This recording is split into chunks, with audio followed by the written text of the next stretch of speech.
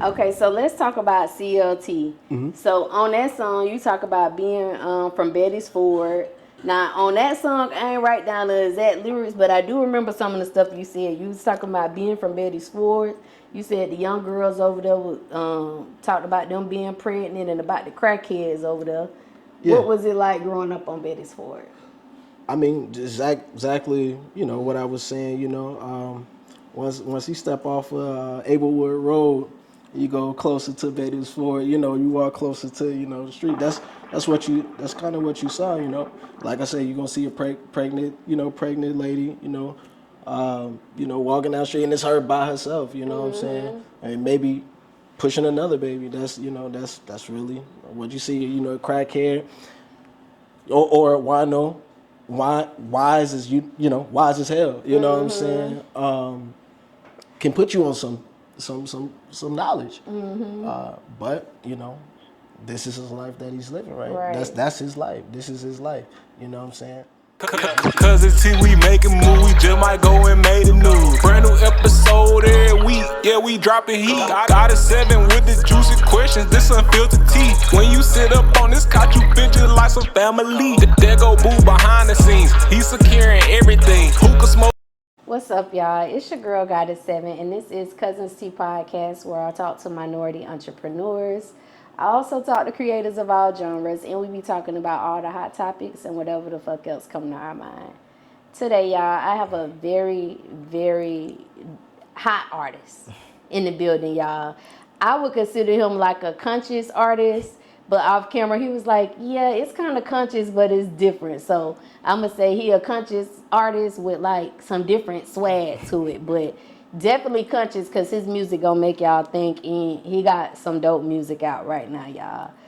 So yeah, Carolina's finest, Carolina's only, Indigo Joe. What's happening? What's up?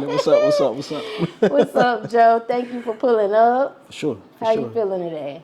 Man, feeling is believing, and I'm feeling fine. Okay. I am feeling fine. It's a good day. Yeah. It's a good day. Okay. So you from Charlotte originally, Beatties Ford area. Beatties Ford, Yeah. What's one thing that you miss about Beatties Ford that you wish they'll bring back? Ooh. You know what? Just bring the Excelsior Club back. Let me just look into the camera. Just bring the Excelsior Club What was back, the Excelsior Club? So it was like it was literally like a club, man.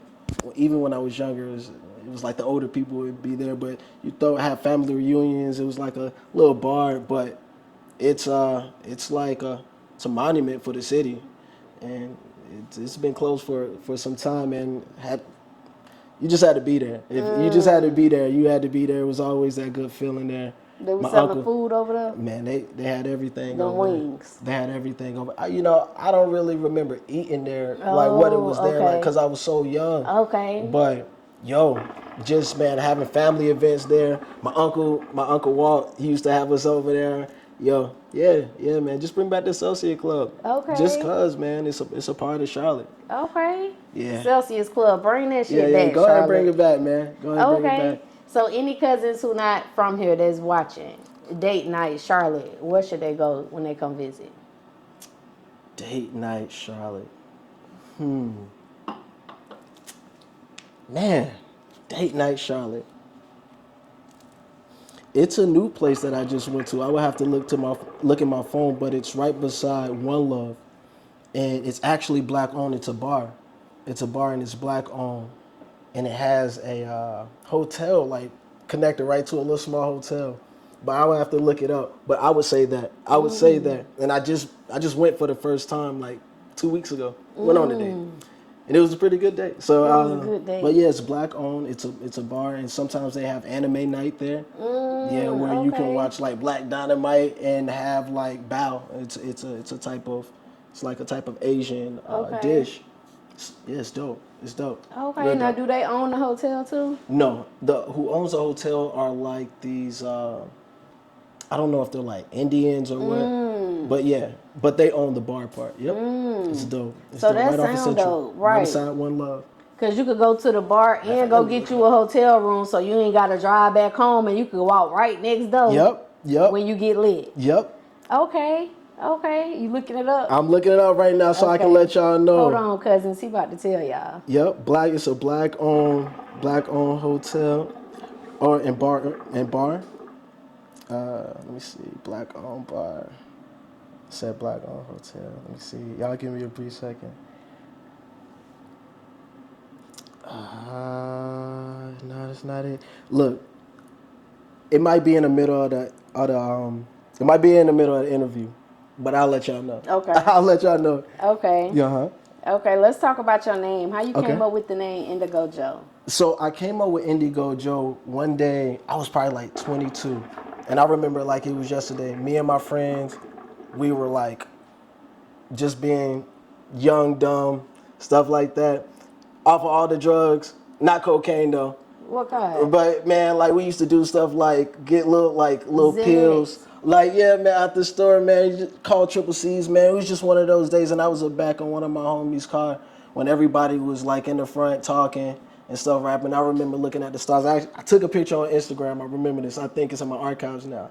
And I was just thinking of my name, and I was thinking about the research that I had been doing on what's called indigo children, and it's something that I started relating with. And so I was jacked up, man. I was gonna ask I you, was was it jacked up. that? Because I could see like with the jury and stuff, like what type of energy you want. So I was gonna yeah. ask you if that was about indigo children. So look, I mean, as far as your name. Okay, yes, ma'am. Yes, ma'am. So for the cousins who don't know, like, can you give them a little bit about the indigo children?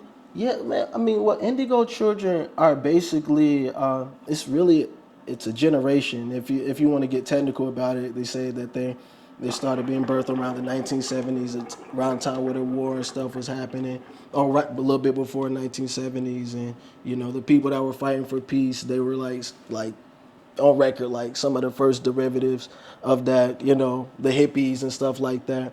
But it's just individuals that's really they're not attached to the old way of life. It just doesn't make sense to them. It's because consciously they've evolved. Even the children now, like the children are more. They may not be wiser, but these children nowadays are more intelligent because we're evolving. The more you're evolving, the more you're aware, the more your body reacts. So the more I started, looking up on indigo children, seeing things like how they have certain deficiencies because once again they're evolving. So like more children with eczema, more children with all these different types of deficiencies because there are certain things that we are growing up around that's not part of how we're supposed to be, even as like eating plant-based and things like that, because we're evolving per se in our vibrations.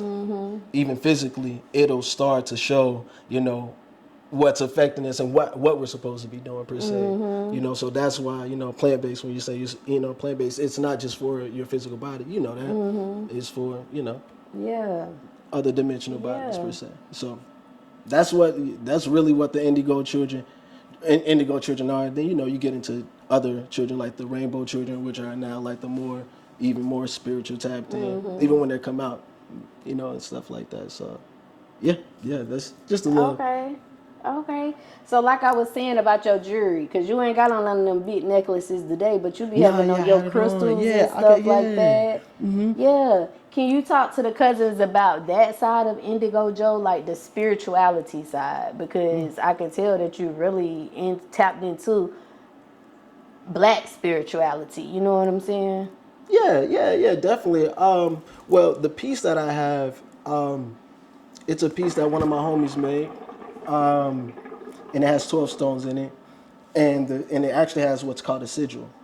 And so if you know about certain practices, that sigils it's a symbol within a circle. It's a manifestation of whatever your intentions are on that. So it's a healing sigil within the middle of it, with 12 stones around it, and that's what that piece is exactly. What does the 12 stones represent? I don't know. Different energy fields? Yeah. Of course, like it has like some of the stones in there that are in there. I know like their properties, but I don't want to lie and say I know all of them because I don't. But it's funny because when when certain people see it, I don't want to get too religious, but when certain people That's see okay, it. cousin. We talk about everything. Oh, cool. Certain people, if you know about Moses, I think we know who Moses is, but Moses had a brother named Aaron, and Aaron wore a chest plate with like 12 stones or 13 stones. And there are certain people, there's been multiple people that have seen it and say, they'll mention that. Oh man, that reminds me of the Bible, Aaron, and they're telling me more and teaching me more. And I'm like, oh, cool. So, yes, ma'am. Okay. What about manifesting? Like, what's some things? Do you manifest? Because I seen you like I don't know if you was on a mountain. You was somewhere in the grass and you had your legs crossed. Oh yeah. Connecting with earth. Like, do you manifest? Oh yeah. I think we all. Yeah, I think we all do intentionally, unintentionally, meditation, things like that to manifest, focusing to manifest. Yes, ma'am. And actually, shout out to one of my teachers, Varika, Goddess Varika. She took that picture and she tapped me into a lot of different things that I know now. So I want to shout out to her. But yes, ma'am, I try to do my best to make sure everything that I do is a meditation, and take it just as that. Whether I'm walking, whether I'm eating, things like that. It's something that I've just started really trying to implement, man. Having a intention and focus on it. Yeah, so yes, ma'am. To answer your question, Okay. I do my Can best. you give the cousins any tips as far as how to keep their vibrational energy high? Oh yeah, definitely ground. Go outside, take your shoes off. Ground with the earth. Pray. Pray. Stay prayed up, please. Especially during these times, and have constant conversations with yourself in the mirror. Don't be afraid to talk to yourself and challenge yourself. Okay, that was Don't some be too good hard on tips. yourself too. Okay. So I noticed also that you do work. You be working out. How often do you work out? I haven't hit the gym in like 3 weeks now. That ain't that long, but it's long for someone who goes a Yeah. lot. Oh yes, ma'am. But I would try to do 2 to 4 days within a week. Yes, ma'am. Okay. And what's your diet looking like? Because you working out. I told you I wanted to know about your diet. That's why I wanted to know. So yeah, so I was going by alkaline diet for a while, vegan diet. And I'd probably say about 2.5 years ago, because I was really getting into my weight gaining, journey. And I just started eating crazy. I just started eating chicken. I started by eating chicken. I started by eating macaroni. And corn greens, collard bread, sweet potato pie. All of that. You eat that on Thanksgiving this year? Yep. Ooh, it's going to be so good. Yep. And I'm not ashamed. I'm not ashamed. But I am trying to get back to alkaline diet. At least, just eating alkaline meats and then and getting back to plant-based after that, like just bison, things like deer and stuff like that. Yeah. Do you feel like your energy was different when you had a different type of diet? Oh yeah, completely.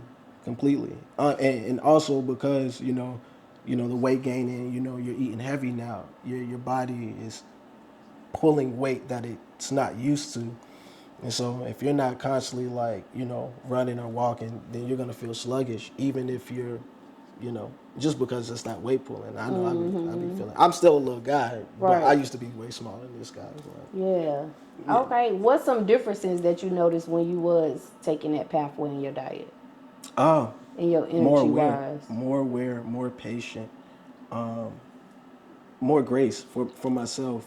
Focus, very, very focused. Consistent, all of that. Okay.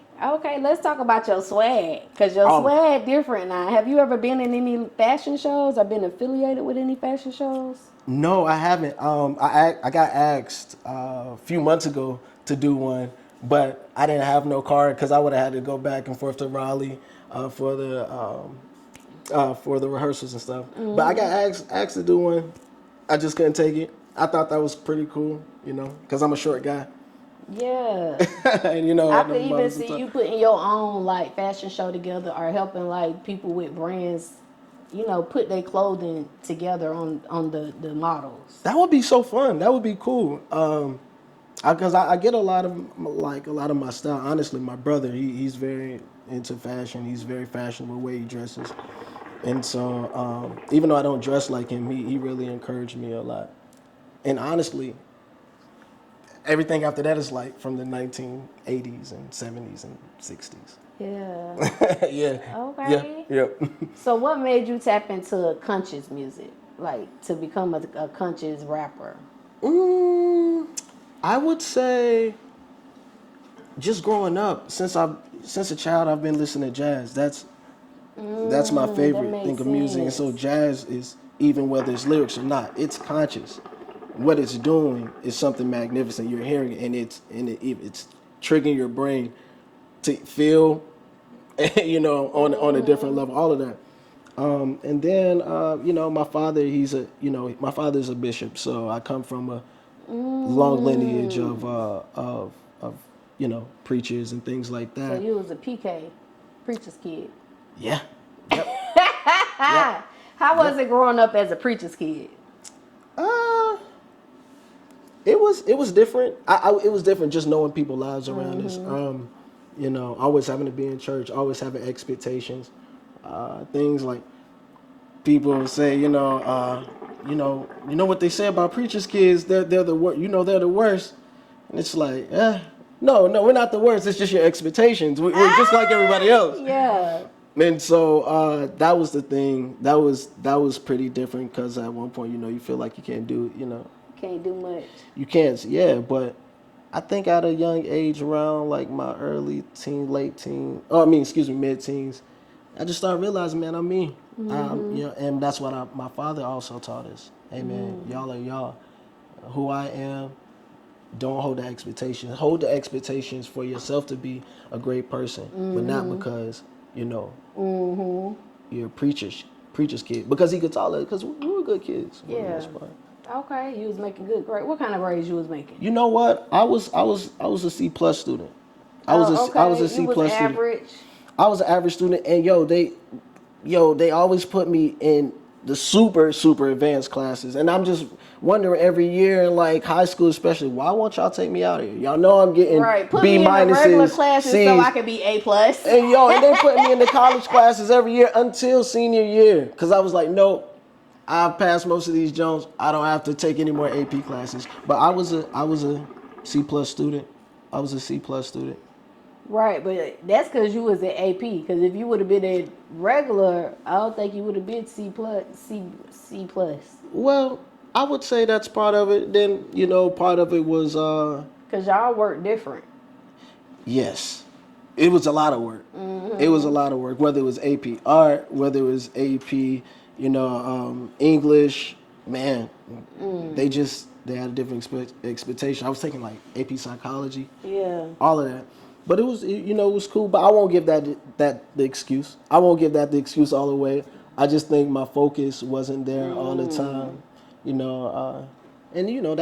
that's for other reasons in life. But yeah, okay, just didn't. Yeah, I didn't apply everything how I was supposed to. Okay. What about Halloween? Was you allowed to go trick-or-treating?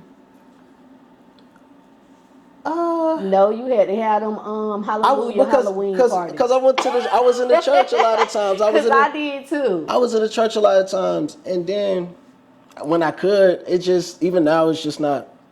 It's not something that I'm like, oh, it's Halloween. Yeah. I think 2 years, my whole life, I've dressed up for Halloween. Fun night, but I don't know why. I'm just not into it. But it's not because any religious reason. I don't even like dressing up like that. Yeah. Okay. Yeah. So how long have you been doing music for? I've been doing music since I was 10, 11. Oh. So I started off in the church. So I started like Christian in a choir? No, a Christian rap group. Oh, okay. What was y'all name? Hype Squad, and it stood for Holy Young People Excitement. Oh. And yeah, man, we used to. Y'all was lit, huh? And we were actually a pretty good rap group at that time, like for that time. Yeah, man.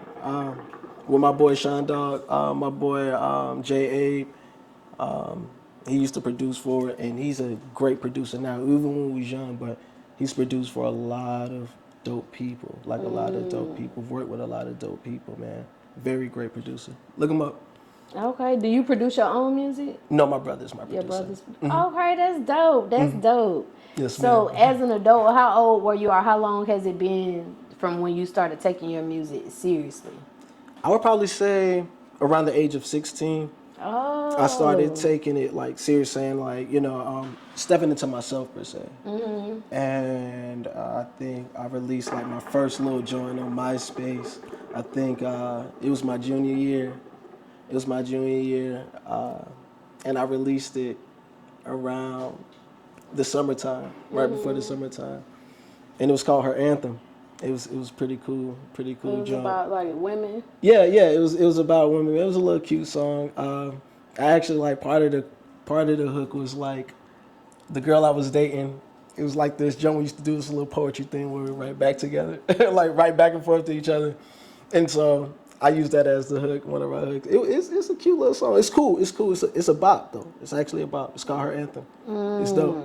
Okay. So I released that around that Okay. time. So, what advice can you give the cousins who, let's just say they just got music wrote down, but they ain't actually, you know what I'm saying, took it full force yet? Like, what tips would you give them for when they start taking their music seriously? Some things they should start doing.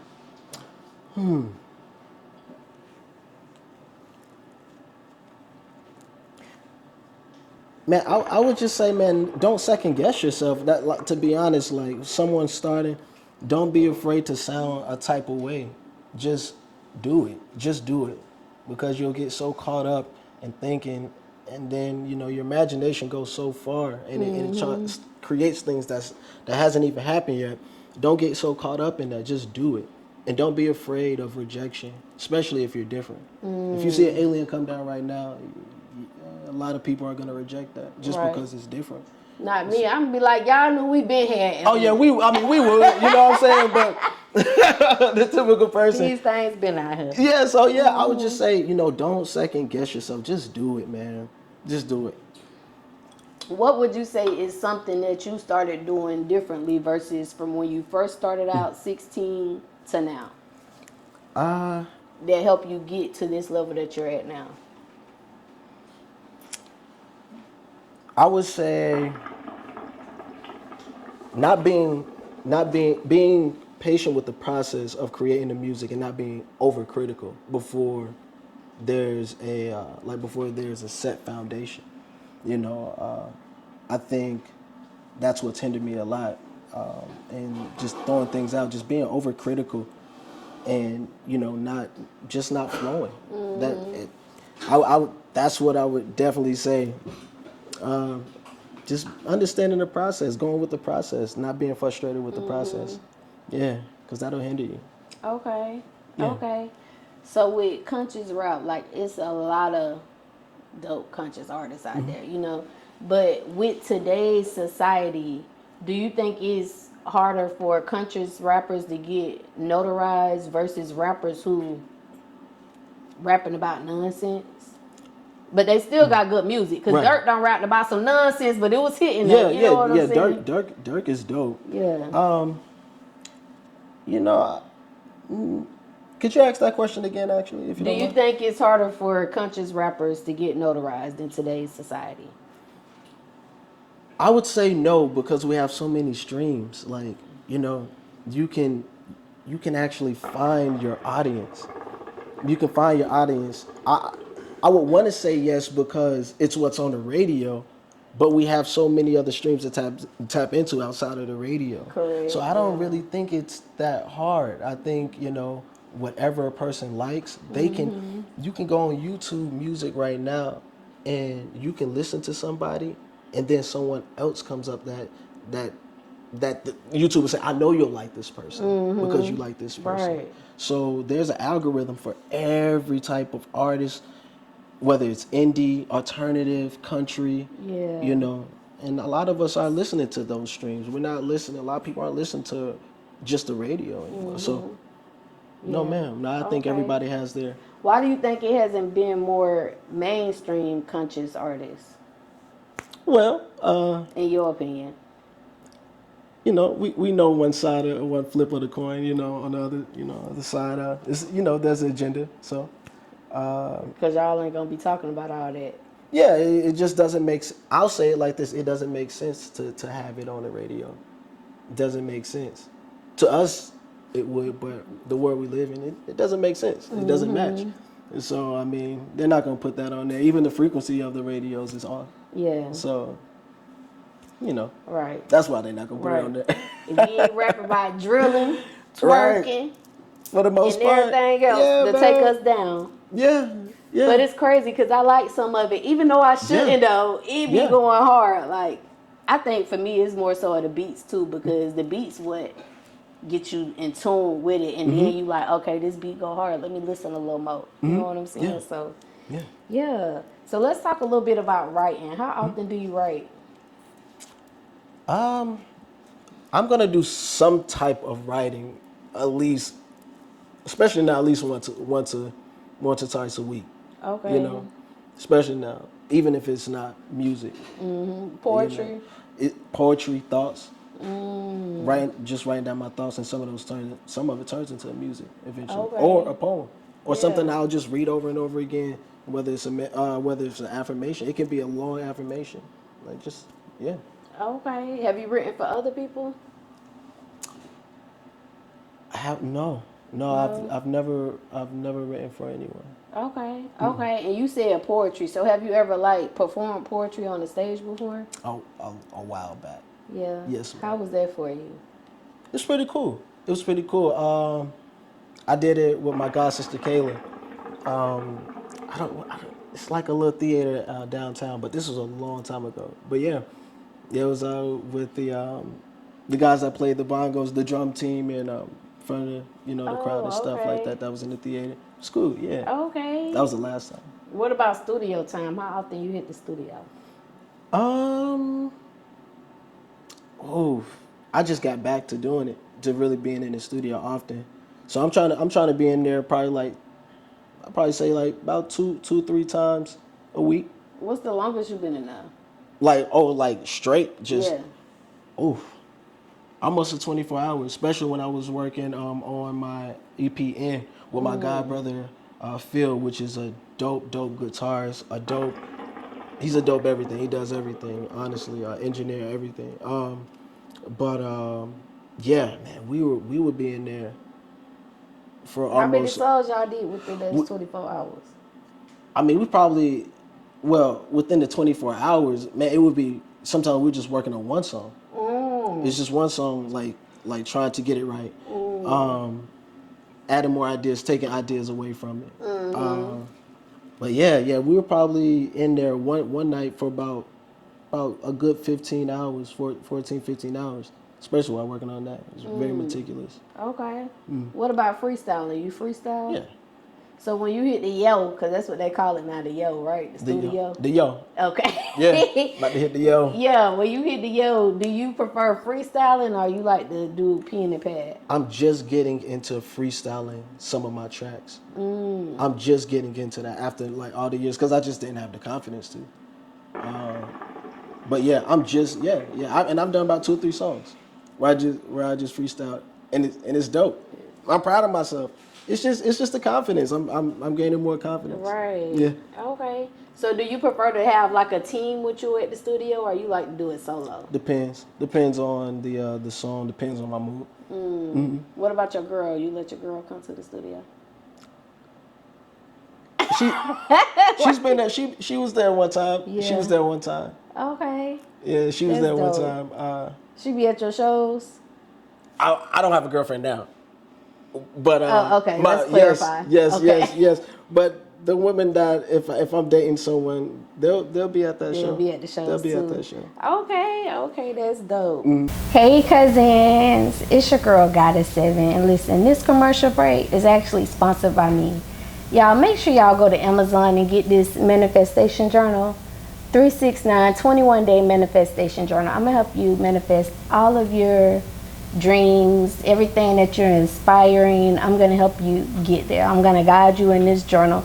Make sure y'all go check out Amazon Prime. The link is in the description. Go get your journal. So is there anything that you would like to work on as an artist to perfect more, like one thing that you feel like I need to work a little bit more in this area? Oh yeah, we just thought about it. Even though I've gained confidence about it, freestyling. Freestyling. Freestyling, yes, man. Because a lot of people say, yo, I want to hear you, like, when you get the character, you give the character, that you give when you're freestyling. It makes the song more, it makes it, because when I'm writing, you have in your mind and you're precise about how you want to deliver something, so you're thinking it over. But when you're freestyling, like, you're completely just being just you. And so I want to learn to freestyle better, even better. Like, that's something I really want to work on. Yeah. Yep. Okay. Yeah. What's your favorite part about being an artist? Like, what you love most about it? My expression. I know it's not, my mind is, I don't think like anybody else. I mean, it may be similar. So I get to, put my, project my world out there and bring people into it. So that's always fun. Yeah. Like I said, I'll put something on Instagram and post something on my story just as, because I know it's something no one has ever heard from me. And just get the different feedback. So it doesn't matter if it's criticized or if it's loved. Even like for me, if it's like half or it's like a different percentage, like, I'm happy because I know for a fact that it's different. Now I'm seeing for a fact it's different because some people are like, oh, this is not something that I've heard. I didn't think this was what he would do. And the other people are like, oh yeah, this is another different jump from Joe. It's just a different side of him. Yeah, yes, man. Okay. Do you do anything else outside of the music? Like, what you do for money? Is music your main thing? No, I mean, so I was working as an authorizer from Home Warranty. I'm not doing that anymore. Oh, okay. What did the authorizer do? So we will authorize certain amounts of money. Like, so if you got Home Warranty and you need your refrigerator fixed, if you need it fixed, we'll authorize a certain amount of money. If it's $2,000 or something like that, or if you need it replaced, we'll authorize certain amounts of money. Yeah. So, yeah, but I just got fired from that job. It was a blessing in disguise. A blessing, right? Yes. And why you say it was a blessing in disguise? Because it's a lot going on for me right now, and I'm able to focus. Guys, if you worked at a job for a while, I know some of you and most of you know, take your 401k out, man. And put it towards your dreams. That's what I want to say. Cash out on that 401k. Just cash out on that 401k and put it towards your dreams, man. And something else that can make you money. Cash out on the 401k, leave and then cash out on the 401k, or should they cash out and stay? Well, in the case when you got fired like me, take that 401k and, man, invest in yourself. Right. Okay. Well, that's good. Sure, you got a blessing out of that. Yeah, definitely. Did you feel like a relief knowing that I ain't got to wake up and go do this? I'm about to wake up and focus on my dream. Well, I think it was the universe anyway, because I was already having that conversation. Like, even there was one point I was speaking with my manager, and he was even saying like, hey man, you got a lot to give, man, and you know what I'm saying, this job is just a job. He had a real conversation with me, and he was like, you got more than just a job. You don't need to be here. So if this is not what you want to do, I get it, because I know what you need to be. Why they fired you? Man, well, I was already on probation, or whatever you want to call it. The work thing? Yeah, I was already. Oh, don't talk about it. I'm on the write up right now. Is this a sign from God? Hey, look. It might be. Nah. But yeah, I was on probation, and so I didn't miss a day or anything like that. Just came from lunch late. And then there's something that happened with the electricity and stuff like that. One time when I was on the computer, so, and they didn't admit it. So they was like, "Hey man, you're out. That's the last strike." And I was pretty cool with it. I actually felt relief. I didn't feel, bills were paid and everything, still paid. So I was cool.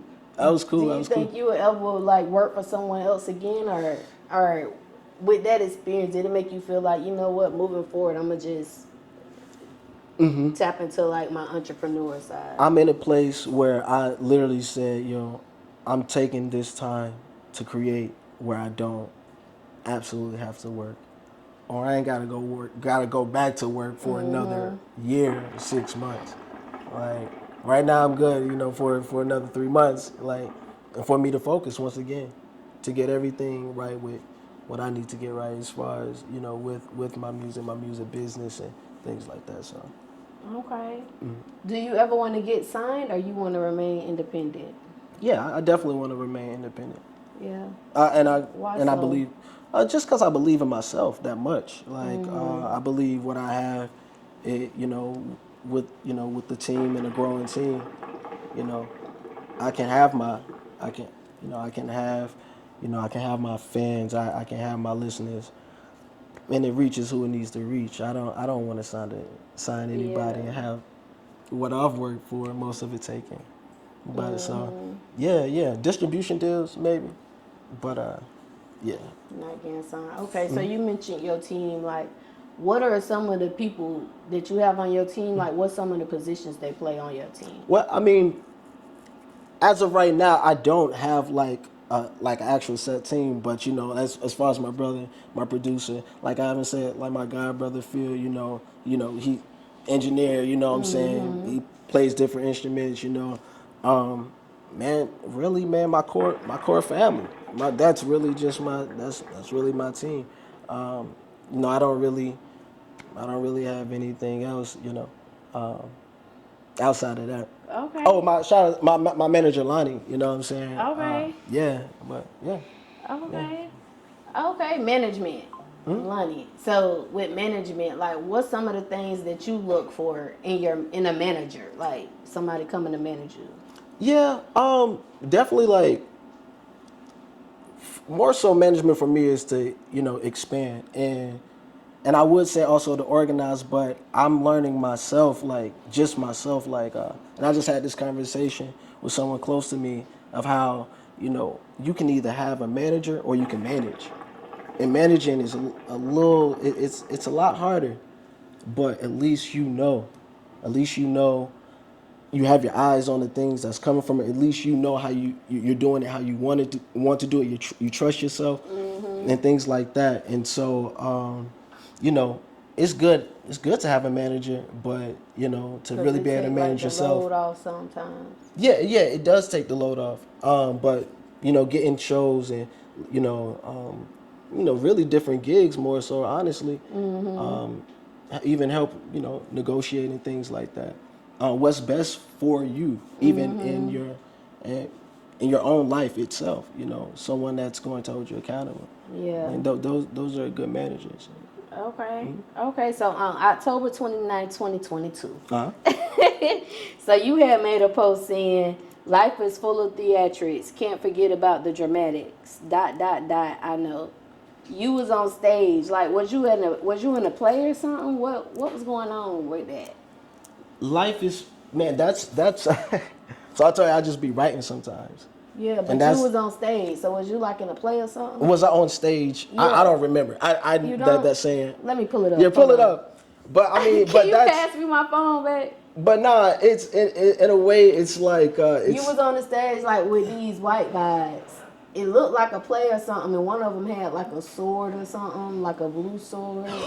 Oh, my homies! Oh yeah. That was the show. That was for that was Halloween, and we did a show. It was sponsored by some like this beer company. It's a Halloween show, and those are all my homies. Spence, all of them. Spence, Harrison, Six. But yeah, that's just saying like K what do you say? K Sarah. Things are gonna be. It is what it is, you know. Like life is full of theatrics. Can't forget the dramatics. It's like, you know, and that means it's a double entendre in a way, because it's like, I mean that you see the picture. We're having fun. Like we're acting out. We're having fun, but you know, on the other side, you know, you have the dramatics and things. Life can be dramatic, but you know, just move with it. It's a movie, you know. Yeah. It's a movie. So was it like a a performance with you like doing your music or what? Was it? Yeah. We were just all dressed up. This was after our performance, like. Oh. Yeah, that's it. Okay. I Yeah. thought it was like a play or something. I was like, you done tapped into acting? No, that's something I want to get into. I mean, it's something I've been into when I was younger. So Yeah. took acting classes and stuff like that. So if you could do any role, someone was like, I want you to be in the movie, but you're going to choose this role. What role would you choose to play? Oh, man, that's hard. What role? I don't know. Wow, you hit me. You hit me with that one. What role would I choose to play? Man, it'll probably be something random, like something like a Napoleon Dynamite, or it'll be like a character like that, just some oblivious character, but that still has an agenda in life that's present for it no matter what. I don't know, just some random. It'll be like in some dry comedy, like I don't know. Okay. It'll be in a dry comedy, man. Okay. Yeah. So is there anything about today's hip hop culture that you would change? Like if you had to change anything, would you make any changes or you would say, nah, it's good how it is? Well, I mean, just understanding what hip hop is and what it isn't. Like, I like Lil Uzi, but Lil Uzi isn't hip hop, you know? And so, I mean, man, you know. Would you consider him more pop? Oh, yeah, definitely more pop. Outside of that, I wouldn't say that. What I would want to say, I think that's why I'm rapping. I think, you know, for as far as like saying, man, I wish hip hop would stay like this and whoop-de-woo, you know, I wish there was the lyricism, I wish there was still the soul in it, all those things. I mean, I think me as an artist and some other artists, you know, that I'm surrounded by, we are that. We how 1997 hip hop would sound in 2024. I'm the evolution of that. My homies are the evolution of that, Yeah, and I can say that for a fact. I can let him hear one of my homies right now, and he's like, oh yeah, that's it. That take me. That makes sense. Yeah. So If that's you take you back to 1997 hip hop, he gonna love it. I promise you. I promise you. When I heard you, when you played me the songs, Yes, sir. and I was like, yo, that nigga sound like that dude sound like Jennifer Hudson. What's Jennifer Hudson boyfriend name? Common. Yeah. He was just here too a few months ago, man. Great show, bro. That's why I said, like, yo, it's different. He like do lyrics, not just making songs. Yes, sir. Yes, sir.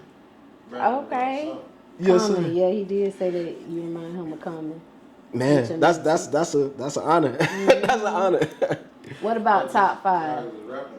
Who in your top five? Top five. I'm gonna have to say 3 Stacks. I have to say Jay-Z. You can say all of them. Jay-Z. MF Doom. Eminem. Oh, Kanye West. Kanye. Yeah, you got the bear shirt. Yep, Kanye. Right now. That's 4. And I would probably say Lupe Fiasco. Okay. I'll Why probably- Lupe? Oh man, because he does something no one else can do. He paints a picture like no one else can paint a picture. You know, he does. You know, he can say a punchline, and it's like a triple, quadruple entendre. Like, So look, if you could go on tour right now with only 2 of those artists who you named at your top 5, what 2 you going on tour with? This your tour though. You the headline. oh man, Okay. it'll It will. Then I told you to kick push dude. that's Lupe. I can't say Andre 3000 because he ain't touring. He ain't gonna be touring. So I'm gonna take him out. So it will have to be Lupe and Kanye. Lupe and Kanye. It'd be that's because that's my energy. Like that's the energy I resonate with the most between the Okay. So DD18, you won at one of her events, That's the which homie, was man. like, she hit me up and was like, yo, you gotta bring him on. He won over here. Like, how was that experience for you? It was cool, man. Shout out to Tink, man. Shout out to DDA Tink, man. One of the hardest workers. Good spirit, pure heart. It was fun. It was my second time coming back actually. So I did it before, and I lost. I lost second round, and my homie, he ended up doing it. And at first he hit me up and he was like, "Yo, man, I want you to be on my team for this. I know you did it before." And so I ended up not being on this team. But one of the guys dropped out like a week later or something like that, and I got the call. I was like, "Hey, yo, can you substitute him or whatnot?" So that's how I got back in. That's how I got back into the second jump. And I was around all my peers, my rap peers, my friends, like I was the first time. So it's just like a reunion. It felt good. The energy was good. The crowd was great, and we flexed. And it was so much love. Anything she does, like I'm noticing, it's a lot of love. Yeah. But you would say THINGZ that, yeah. Support her events. What would you say made her event stand out in your opinion? Is it like the love that's there? Yes, it's the energy there, because the person that throws it, the energy is always going to take after them. And that's who Tink is. Tell it like it is, but very, very warm-hearted, good spirit. And so and she's never, it's like the vibe there is just authentic. Something funny can happen during the show, just whatever, like somebody say something, whatever. But yeah, it's beautiful. Like I said both times, man, this was beautiful, man. This is beautiful. So yeah. That's dope. That's dope. Y'all Yes, make man. sure y'all go follow her too and check out her Please event. do. She got a lot of dope stuff going on. DD18. Yeah, okay. So streaming, what's your preferred streaming platform? What's up, y'all? It's your girl Goddess7, and this episode is sponsored by a couple different sponsors. So y'all already know I had to shout them all out. First of all, y'all, I gotta shout out Robinson Hustle 8, cause guess what? They branding us over here. Y'all see these cute little glasses that I be drinking out of? Hold on, let me take a sip. Y'all see this? Y'all see this right here? Y'all see this cute little liquor ice bucket, whatever you want to call it? They made all of that. So if you're looking for some custom shit, make sure y'all go shop with Robinson Hustle 8. They customize all your needs. I can't forget about Q3 Designs and Things. They're also a sponsor of Cuzn podcast, and they're a branding company for us. They made us these cute little shirts, y'all. Y'all like this shit? Y'all see this?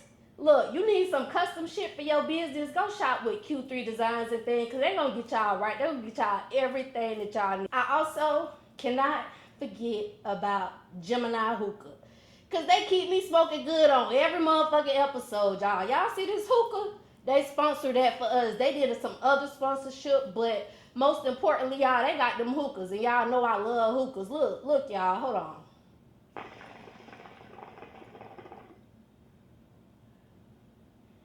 See that cloud? See how that smoke just come out real thick, real cute or whatever? You could be smoking like that too, y'all. Go shop with Geminiih Hookah. They got these ice packs. They got these portable hookah tips. You can take this thing anywhere with you. And they got hookah candles, y'all. They got different shisha flavors. They can make you anything you want. So make sure y'all go shop with Geminiih Hookah, y'all. Go get y'all hookah. Until next time, cousins. Bye. I mean, Apple Music, that's Apple Music, Spotify. I don't really have a preferred one. Yeah. But, I would say, if anything, because I have it and I'm on this the most, Apple Music. Apple. But also YouTube. The YouTube, like if you get the YouTube subscription, like you get YouTube Music, excuse me, that's a good jump. If you just love music, you want to keep hearing the same things. So YouTube Music, Apple Music. Okay, so when it comes to streaming, like I was looking for some of your songs, and we had talked about this off camera. Now I did find some of your songs, but it was like features. I think you had a feature with like Folky Dog, and I seen a few features on there that you streamed have that had. too. Yeah, but when I looked up your name by itself, it just showed like the sign, which let me know you done had a page before, but the page is not there now. Like, what happened with that situation? Oh, nothing. Honestly, I just took it down. Probably took it down a few years ago, and I was just like, yo, I just want to rebrand. And honestly, in that time, I was kind of like contemplating going back and forth. It was a lot going on. Like if I even want to, do music stuff like that, and so I kind of lost care with it, also. But once I found out, okay, I can't stop doing this. you know, I'm gonna wait to, you know, put it out until I put some other things out. You know, rebrand myself once again. You know, just rebrand myself because that's what that time really was. I thought I'm just taking time off to, or taking time away because I didn't want to do it no more. But I just need to regenerate, you know, re-energize and whatever. Recharge yourself. Yeah, but it's that EP is called In, and so I'm gonna drop that once. I'm gonna drop that. I'm about to drop something in 2 weeks, but I'm gonna drop that along with the Okay, because jumps that I I'm was gonna dropping. ask you when can the Cousins expect for you to be back on the streaming platforms? Oh yeah, very soon. Very soon. A couple of weeks, definitely. Okay. Maybe sooner. Okay. So what about this post you had made July 2023 last year? You said motherfuckers in Chicago say I'm the closest thing to Ye. Motherfuckers say no. That was my homie that said that.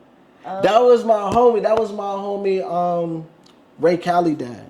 And yo, he is like yo. To me, he's like a Kanye West of Charlotte. Ray Cali dad. Yo, y'all definitely look him up. Ray Cali dad is like the closest thing to Kanye West. I mean, he can do clothing, but how passionate he is about his music, like about his beats. He can rap. What you want? He can rap, and at the top tier. I don't care. You can put him in with the best rapper. He'll go in there and he gonna rap right with him.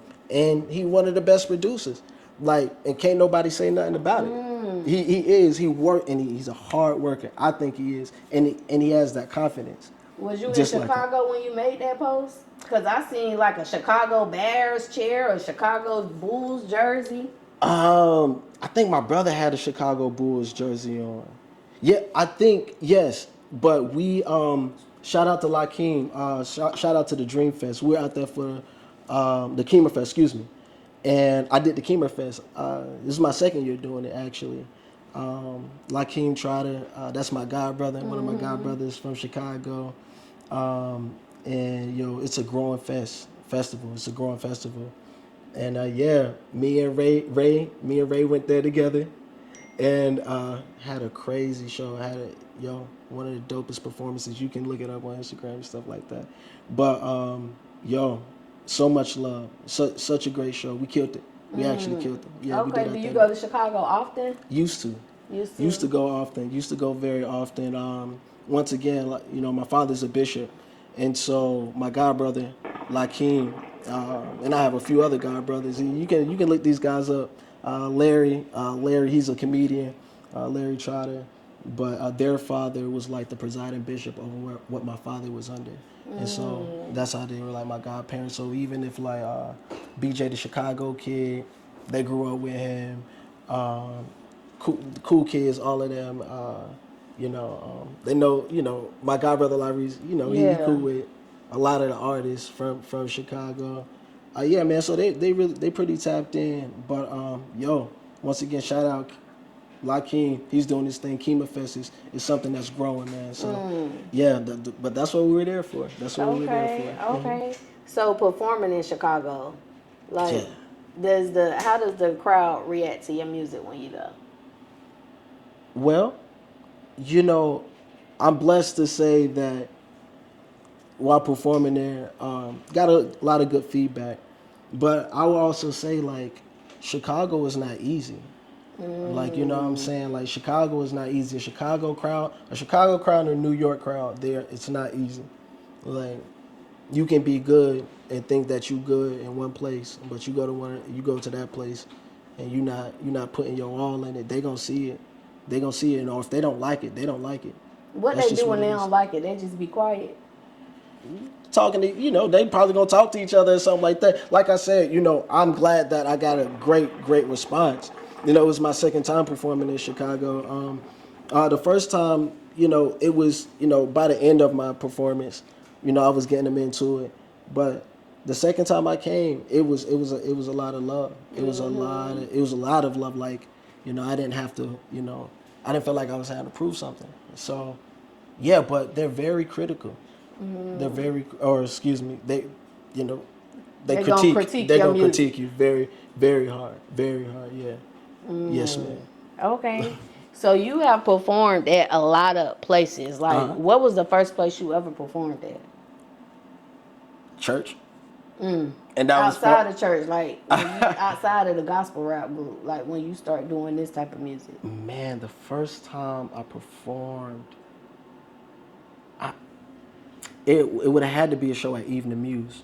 It would have had to be a show at Evening Muse. I would have to say, but I can't remember. Man, that's so long ago. It had to be when I was probably like 19 or something. Okay. So with you having so much experience when it comes to performing, for any cousins out there watching, they about to go do their first performance, what advice would you give to that cousin? Man, look, don't be afraid to, don't be afraid to take some time to yourself, breathe. If you meditate, that's what I do before, my performances, or Do you talk to the visualize big like man. I'm about to go on stage and kill this? And that's what I mean when I say meditate. You must see yourself, see yourself doing it, make it a focal point. And, don't be afraid to lose yourself when you're on the stage. Because, yeah. Okay. If you could tell the cousins to go listen to one of your songs right now, which one would it be? Man, go stream CLT. Also, CLT, that's me. But go ahead and stream BTW with, featuring me, Folky Dope. It's a dope song. And support my brother Folky Dope also. Yeah. Folky Dope. He got an interview too, y'all. Make sure y'all go watch Folky Dope interview. He a dope artist too. Yes, Definitely for sure. So look, we about to do Help Me Understand These Lyrics. Okay. So basically, I'm gonna go over your lyrics, and you just help us understand what you was talking about. For sure. Okay. So let's talk about CLT. So on that song, you talk about being from Beatties Ford. Now on that song, I ain't write down the exact lyrics, but I do remember some of the stuff you said. You was talking about being from Beatties Ford. You said the young girls over there talked about them being pregnant and about the crackheads over there. Yeah. What was it like growing up on Beatties Ford?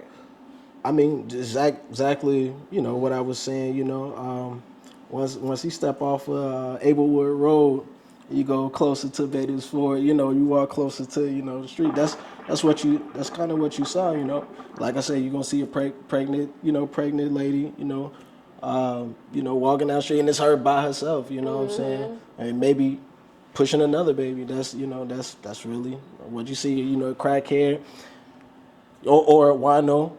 Wise as wise as hell. You know what I'm saying? Can put you on some knowledge. But this is his life that he's living, right? That's his life. This is his life. You know what I'm saying?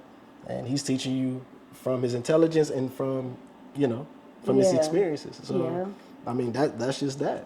So let's say you coming off 85 South Beatties Ford. Do you go right where you from or left?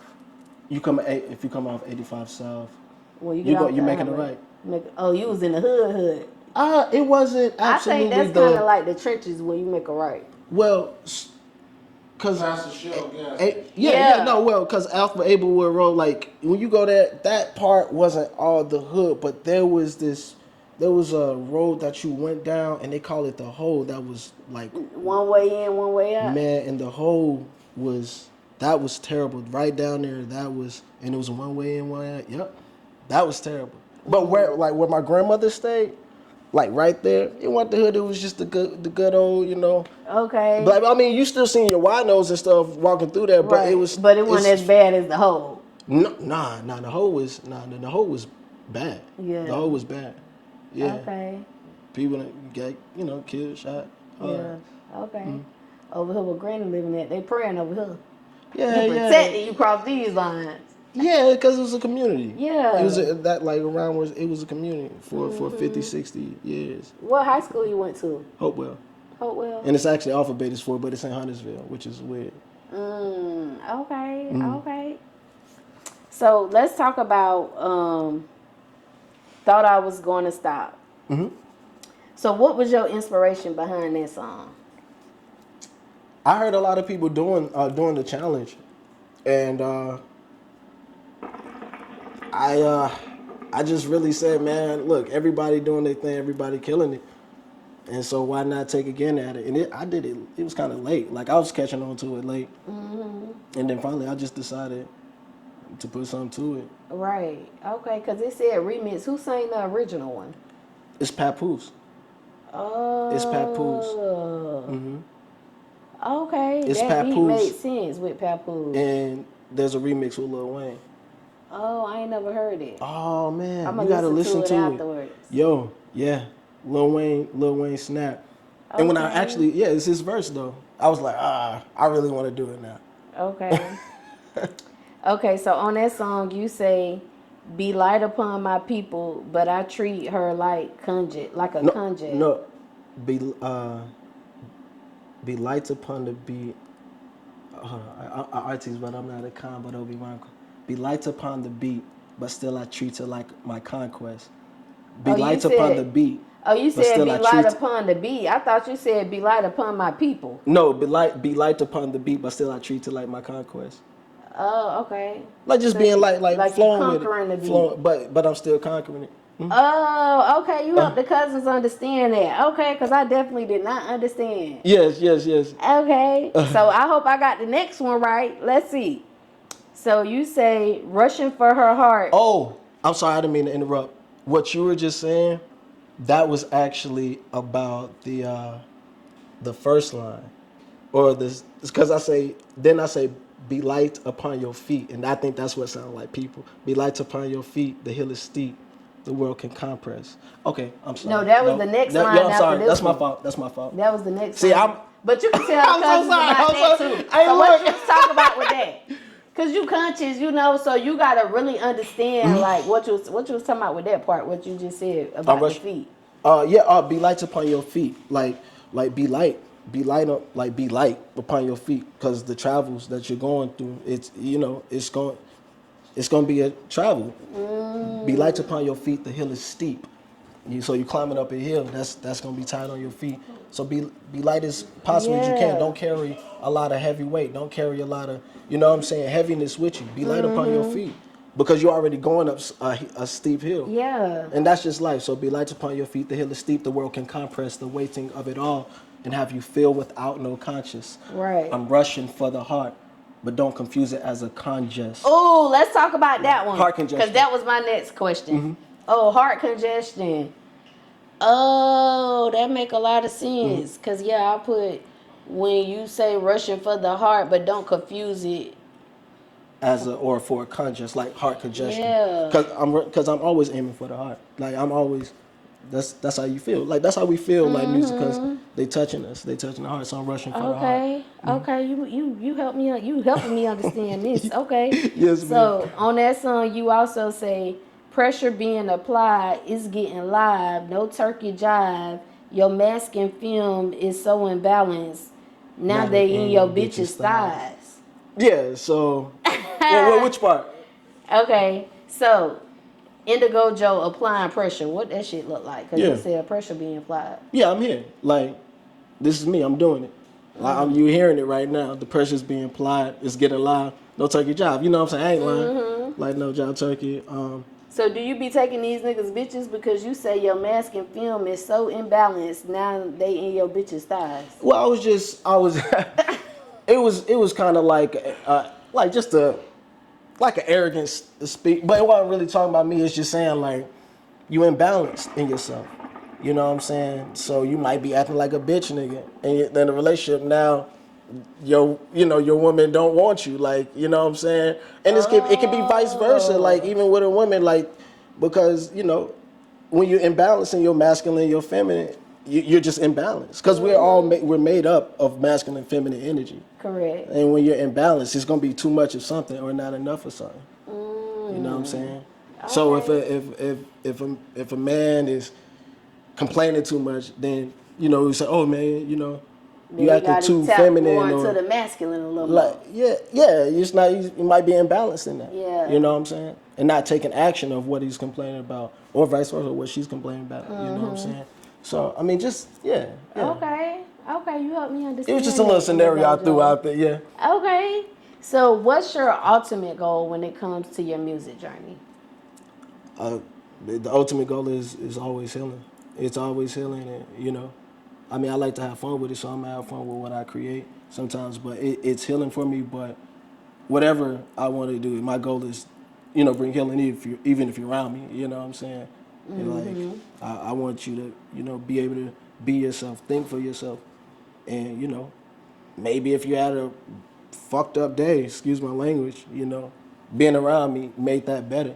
And so, that's all I want to do because that's my goal for myself. So yeah, that's the ultimate goal. It's always that. It's always that. Okay, I ask all my guests this question. What's one thing that you want the world to know about you? Oh man, I'm just an eclectic individual. I'm an eclectic individual. I'm a, man, I'm not perfect. I'm not perfect at all. You can hear me you can call me conscious, you can call me this light, conscious rapper, but, sometimes it takes the dark to get the light. I'm not perfect, I'm always trying to become a better person. And yeah. Okay. Yeah. What advice would you give to any cousins that's watching right now? Leave them with some advice for the night. Man, I think I said it before. Just be grounded. Whatever you want to do, man, be grounded within yourself, and be patient with the journey of self growth. Don't be so hard on yourself. It's the hardest world already. I mean, the world is hard already, but yeah, don't be hard on yourself, and just keep striving, keep giving yourself grace as you're becoming better. Okay, so we're gonna close out with a question of the night. Your question of the night is biggest turn on and turn off that's non-sexual when it comes to dating. The biggest turn on would be an intellectual woman, someone that's intellectual, and just pure intentions, like straight up, just pure intentions. It can be something I don't like, but it's pure. Yeah, that's the biggest turn on. So intellect and pure intentions. Biggest turn off, not open-minded. Yeah, definitely not open-minded, and not grounded. Don't have a spiritual grounding within themselves. Okay. Yeah. Okay, so before we get up out of here, can you let the cousins know one more time where they can find you at? Yeah, Indigo Joe. That's the Instagram, Facebook, Indigo Joe. Yeah. Okay. And in a couple weeks on all streaming platforms. Yes, all streaming platforms. I might drop 2 jumps, so be on the lookout. Definitely be on the lookout. Okay, we're going to bring them back to help us understand those lyrics too, cousins. For sure. I would love to come back. Okay. I would love to come back. Y'all already know who I am. It's your girl, Goddess 7, and you can find me right here every week. Until next time, cousins. Bye. It's Indigo Joe with Cuzn T podcast, Cuzn T's podcast. And I'm just here, man, just to speak on how dope this interview was, yo. She asked a lot of questions that I did not expect she was going to ask. And I will, if I can say this, I called her like the black narwhal, the woman narwhal. Because I'm like, yo, how'd you know? I, knew some people in Chicago. Yo, she asked a lot of dope questions. We got to definitely dig deep into my past, my past endeavors and things like that. And just a homey feeling, yo. I appreciate the vibe that was given. Man, it was just a dope vibe. I definitely want to come back, and chop it up more about some deep things that's gonna make you think. But yeah, I really enjoyed myself, and I really enjoyed the just the warmth. And so, yo, once again, it's Indigo Joe. Peace.